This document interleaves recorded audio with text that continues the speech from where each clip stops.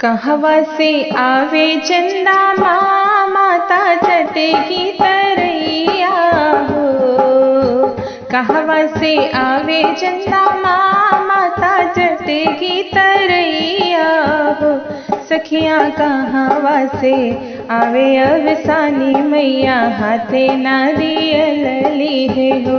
सखियाँ कहवा से आवे अवसानी मैया हाथे नारियल लीहे हो। ऊपरा से आवे चंदा माँ माता चटे की तरैया हो। ऊपरा से आवे चंदा माँ माता चटे की तरैया हो। बहनी पूर्व से आवे अवसानी मैया हाथे नारियल लीहे हो।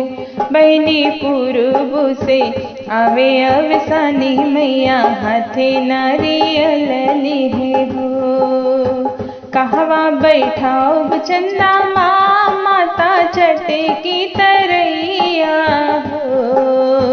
कहवा बैठाओ चंदा माँ माता चटे की तरैया हो। सखियाँ कहाँ बैठाओ अवसानी मैया हाथे नारियल लीहे हो। सखियाँ कहाँ बैठाओ अवसानी मैया हाथे नारियल लीहे हो। दूरा बैठाओ चंदा माँ माता चटे की तरैया हो। दूरा बैठाओ चंदा माँ माता चटे की तरैया हो। सखियाँ बेदिया बैठाओ अवसानी मैया हाथे नारियल लीहे हो। सखियाँ बेदिया बैठाओ अवसानी मैया हाथे नारियल लीहे हो। काऊ खियाओ चंदा माँ माता चटे की तरैया हो। काऊ खियाओ चंदा माँ माता चटे की तरैया हो। बहनी काऊ खियाओ अवसानी मैया हाथे नारियल लीहे हो। बहनी काऊ खियाओ अवसानी मैया हाथे नारियल लीहे हो। दूधवा खियाओ चंदा माँ माता चटे की तरैया हो। दूधवा खियाओ चंदा माँ माता चटे की तरैया हो।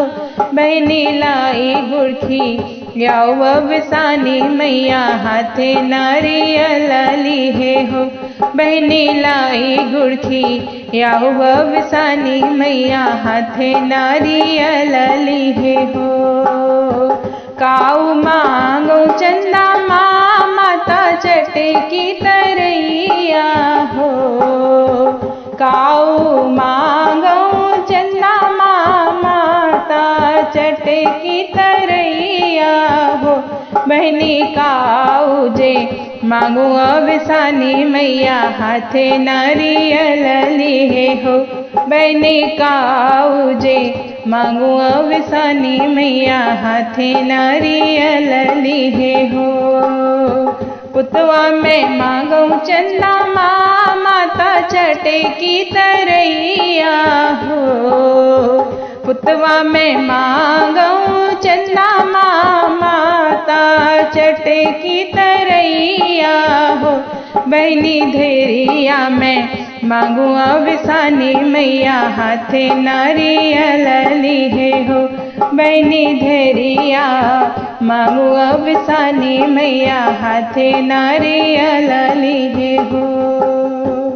धन्यवाद।